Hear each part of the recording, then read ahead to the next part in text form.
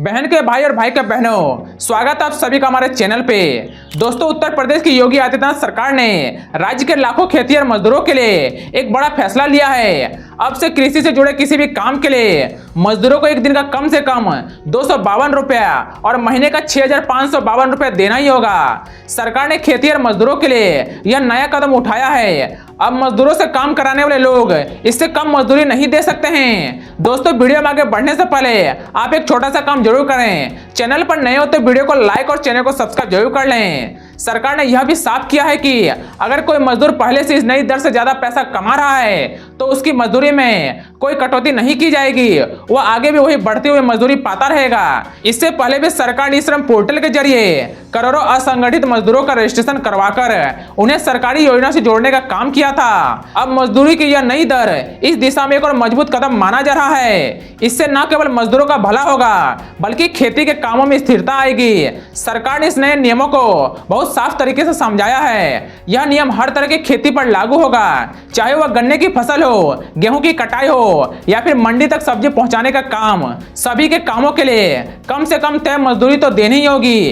खेती में काम करने वाले मजदूरों के लिए योगी सरकार ने यह नया नियम बनाया है। हालांकि यह फैसला सिर्फ खेती में काम करने वाले लोगों के लिए नहीं है बल्कि उन सभी लोगों के लिए है जो पशुपालन, मुर्गी पालन, मधुमक्खी पालन या मशरूम उगाने जैसे कामों से जुड़े हैं। इसका मतलब है कि इन सभी कामों में लगे मजदूरों को कम से कम 252 रुपये प्रतिदिन की मजदूरी मिलेगी। सरकार का यह कदम गांव में मेहनत मजदूरी करने वाले लोगों की जिंदगी को थोड़ा और आसान बनाने और उनके मेहनत का सही मूल्य दिलाने की दिशा में एक बड़ा कदम हो सकता है। इस फैसले से लाखों परिवारों को फायदा पहुंचाने की उम्मीद है, जिससे उनकी रोजमर्रा की जिंदगी पूरी करने में मदद मिलेगी और वह बेहतर जिंदगी जी सकेंगे। तो वह और लगन से काम करेंगे, जिससे खेती की पैदावार पर अच्छा असर पड़ सकता है। सरकार ने यह भी कहा है कि मजदूरी देने के तरीके में भी अब फ्लेक्सिबिलिटी होगी। मालिक चाहे तो कैश में यानी नगद रुपए दे सकते हैं या फिर कुछ हिस्से कैश में और कुछ हिस्से अनाज के रूप में भी दे सकते हैं। इसके अलावा अब डिजिटल पेमेंट जैसे कि सीधे बैंक अकाउंट से पैसे ट्रांसफर करने का ऑप्शन भी दिया गया है ताकि लेन देन में पारदर्शिता बनी रहे। हालांकि यह साफ किया गया है कि चाहे किसी भी तरीके से पेमेंट हो, कुल मजदूरी तय की गई दर से कम नहीं होनी चाहिए।